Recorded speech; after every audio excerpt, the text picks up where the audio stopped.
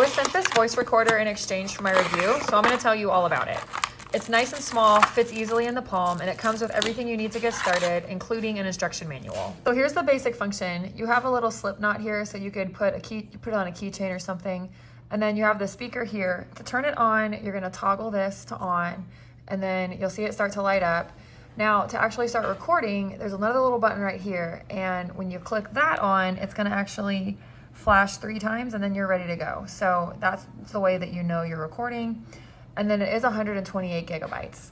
It also comes with this attachment where you can fast forward, you can rewind, you can skip over recordings. It'll record for up to 600 hours. So it's a really long battery, that's all on one charge. You have your connector cord here, and then a couple of different adapters so you can transfer audio files easily. The instruction manual is thorough and it explains the AI intelligence. So it does use a noise reduction and a voice recognition mode. The audio recorder also has a super large capacity battery, like I was mentioning.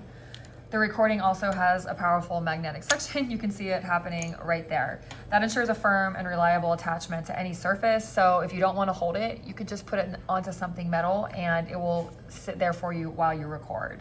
So I think the thing I like most about this is that it's small, it's handheld, it's easy to use.